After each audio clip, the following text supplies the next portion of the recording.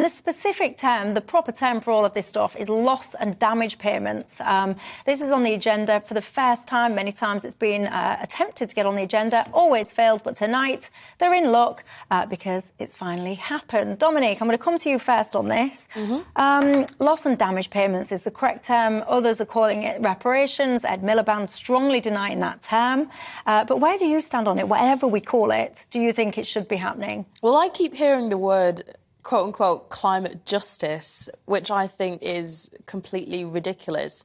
And to be honest, I'm getting quite sick of being lectured, actually, about how bad the West is, about how horrible the Industrial Revolution was and how it's responsible for this so-called climate crisis that we're in, when the Industrial Revolution is responsible for global reduction in poverty, an overall reduction in deaths in terms of extreme weather events, and so many of the technological advancements that these eco-zealots and communists use to spout their rubbish online.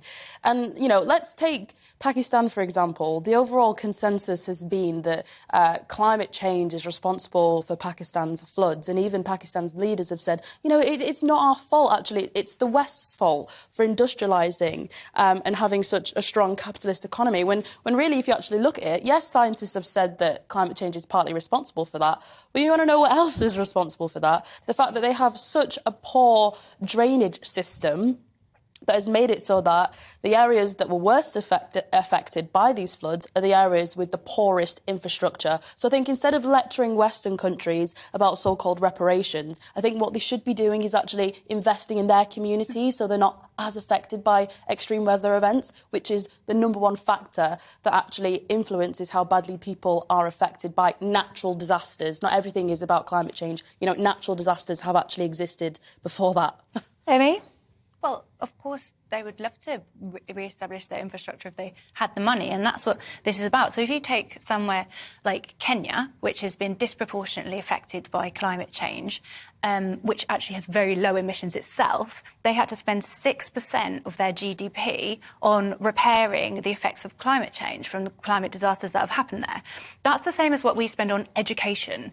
But with a country with such low GDP as it is, they can't afford to. If we disproportionately over time have contributed the most emissions, the US, the UK and the EU, we're responsible for half of all emissions over time, then we should pay the price. Over time, let's look at currently, it's about 1% for this country, and actually, but it's not a case of actually, if you look at over time, our carbon emissions have actually steadied. They've been largely flat, whereas for developing nations, their contribution to global carbon emissions has skyrocketed. And even if you look at the UN report on climate change that eco-zealots love to echo so much, the idea that we're going to be able to reach 1.5 degrees at the rate at which the global south is developing is quite frankly for the birds. And we acknowledge that in order to achieve this bogus target, it's going to involve a fundamental change to the way we live. And the root of all evil in the eyes of these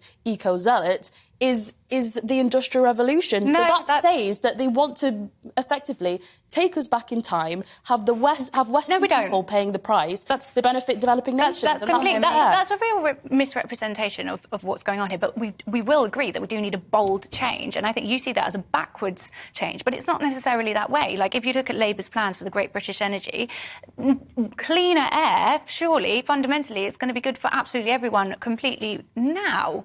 But it's 9 times cheaper. Going forward, surely cleaner, renewable sources is what we all want. We want to move away from fossil fuels. And whether you think that's like throwing away the Industrial Revolution, I don't agree. We can all say, oh, how fantastic that pulled so many people out of poverty. What a great thing. But now, if you don't change it, if you don't take a bold change, it's going to push so many people back into poverty, and we're going to have to pay reparations in different ways, like with environmental migrants, which are going to be